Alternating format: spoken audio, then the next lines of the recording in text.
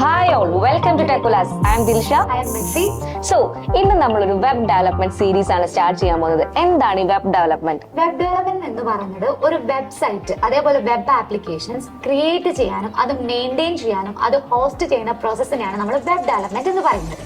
And a web developer can create a simple static websites And a complex web applications social network sites. and e-commerce platforms. So, ഈ ഒരു web developer ആവാൻ നമ്മൾ എന്തൊക്കെ അറിഞ്ഞിരിക്കേണ്ടത്?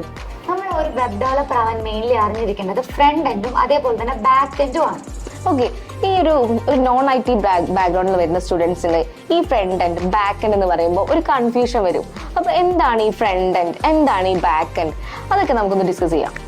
അപ്പൊ ഈ ഫ്രണ്ട് എൻഡും ബാക്ക് എൻഡ് എന്ന് പറയുന്നത് നമുക്കൊരു വെബ് ആപ്ലിക്കേഷൻ അതേപോലെ വെബ് പേജ് ക്രിയേറ്റ് ചെയ്യാൻ വേണ്ടിയിട്ടാണ് നമ്മൾ ഫ്രണ്ട് എൻഡ് യൂസ് ചെയ്യുന്നത്. അതായത് യൂസർ ഇന്റർഫേസ്, അതായത് നമ്മൾ യൂസേഴ്സ് കാണുന്ന ആ ഒരു സ്പേസ് ക്രിയേറ്റ് ചെയ്യാൻ വേണ്ടിയിട്ടാണ് നമ്മൾ ഈ ഒരു ഫ്രണ്ട് എൻഡ് യൂസ് ചെയ്യുന്നത്. ഫ്രണ്ട് എൻഡ് ഡെവലപ്പേഴ്സിന്റെ ഡ്യൂട്ടി തന്നെ ഈ യൂസർ ഇന്റർഫേസ് ക്രിയേറ്റ് ചെയ്യാനാണ്.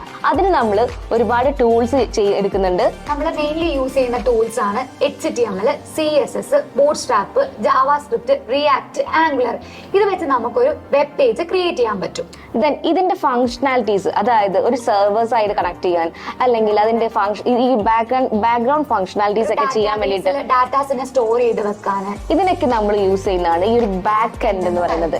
ബാക്ക് എൻഡിൽ നമ്മൾ പൈത്തൺ ജാങ്കോ ആണ് ഇവിടെ നമ്മൾ കൊടുക്കുന്നത്. അല്ലാതെ തന്നെ നമുക്ക് Node.js അതുപോലെ തന്നെ എക്സ്പ്രസ്, ഇങ്ങനെ ഒരുപാട് കാര്യങ്ങൾ വരുന്നുണ്ട്. ഓക്കെ, അപ്പൊ മെയിൻലി നമുക്ക് പൈത്തണിന്റെ ഫ്രെയിം വർക്ക് ആയിട്ട് നമ്മൾ യൂസ് ചെയ്യുന്നതാണ് ജാങ്കോ എന്ന് പറയുന്നത്. പൈത്തണിന്റെ രണ്ട് ഫ്രെയിം വർക്ക് ഉണ്ട്, ഫ്ലാസ്കും ജാങ്കോയും.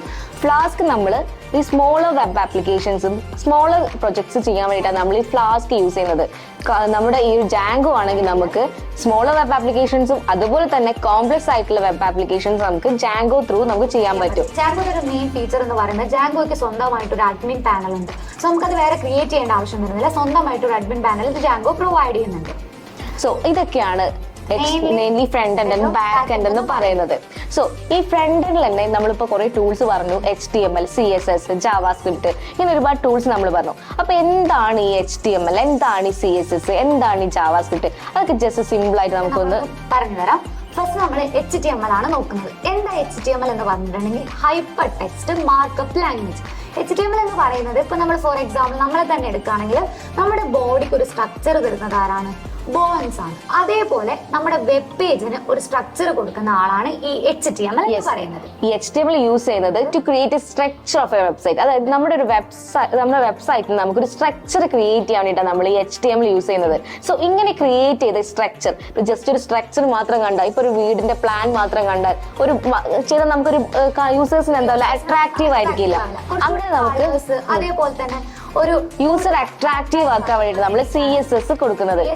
കാസ്കേഡിംഗ് സ്റ്റൈൽ ഷീറ്റ്സ്, അതിപ്പോ നമുക്ക് കളേഴ്സ് കൊടുക്കാൻ വേണ്ടിയിട്ട് അതേപോലെ പല ഫംഗ്ഷനാലിറ്റീസ് കൊടുക്കാം. ഇപ്പൊ ഇമേജസ് ഒന്ന് വിട്ട് അതേപോലെ ഹൈറ്റ് ഒക്കെ കൊടുത്ത് സെറ്റ് ചെയ്യാൻ വേണ്ടിയിട്ടൊക്കെയാണ് നമ്മൾ CSS യൂസ് ചെയ്യുന്നത്. ആൻഡ് ഇങ്ങനെ ക്രിയേറ്റ് ചെയ്തിട്ടുള്ള, അതായത് നമ്മളൊരു സ്റ്റാറ്റിക് ആയിട്ട് നമ്മൾ ക്രിയേറ്റ് ചെയ്തിട്ടുള്ള വെബ് ആപ്ലിക്കേഷനെ നമുക്ക് കുറച്ച് ഡൈനാമിക് ആക്കണം, അതായത് കുറച്ചൊരു യൂസർ ഇന്ററാക്റ്റീവ് ആക്കണം. അതിനു വേണ്ടി നമ്മൾ യൂസ് ചെയ്യുന്നതാണ് JavaScript. അതായത് ഫോർ എക്സാമ്പിൾ പറയുകയാണെങ്കിൽ നമ്മളിപ്പം ഒരു ബട്ടൺ, അതായത് യൂസർ എന്തെങ്കിലും ഒരു ബട്ടൺ നമ്മുടെ വെബ്സൈറ്റിൽ എന്തെങ്കിലും ക്ലിക്ക് ചെയ്യുകയാണെങ്കിൽ ആ ബട്ടൺ ക്ലിക്ക് ചെയ്യുമ്പോൾ എന്തെങ്കിലും ഒരു അലേർട്ട് വരണം, എന്തെങ്കിലും പോപ്പപ്പ് മെസ്സേജ്, അങ്ങനെ എന്തെങ്കിലും നമുക്ക് കാണിക്കാനൊക്കെ കൊടുക്കുന്നതാണ് നമ്മുടെ JavaScript എന്ന് പറയുന്നത്. JavaScript ഒരിക്കലും ഫ്രണ്ട് എൻഡിൽ മാത്രം യൂസ് ചെയ്യുന്നതല്ല. JavaScript എന്ന് പറയുന്ന ഒരു പ്രോഗ്രാമിംഗ് ലാംഗ്വേജ് ആണ്. ഫ്രണ്ട് എൻഡിലും അതേപോലെ തന്നെ ബാക്ക് എൻഡിലും യൂസ് ചെയ്യാം. Node.js ഇൻട്രൊഡ്യൂസ് ചെയ്തതിനു ശേഷം നമുക്ക് JavaScript നമുക്ക് ബാക്ക് എൻഡിൽ യൂസ് ചെയ്യാം. ഫസ്റ്റ് നമുക്ക് സ്റ്റാർട്ടിങ്ങിലൊക്കെ നമുക്ക് JavaScript ഫ്രണ്ട് എൻഡ് ലാംഗ്വേജ് ആയിരുന്നു. ബട്ട് ഇപ്പോൾ അങ്ങനെയല്ല, നമുക്ക് Node.js വന്നതോട് കൂടിയിട്ട് നമുക്കത് ബാക്ക് എൻഡിൽ യൂസ് ചെയ്യാൻ പറ്റും. നമുക്ക് യൂസ് ചെയ്യാൻ പറ്റും. അപ്പോൾ നമുക്ക് മെയിൻലി നമ്മൾ HTML, CSS, Bootstrap, JavaScript വെച്ചിട്ട് നമുക്കൊരു വെബ് പേജ് ക്രിയേറ്റ് ചെയ്യാൻ പറ്റും.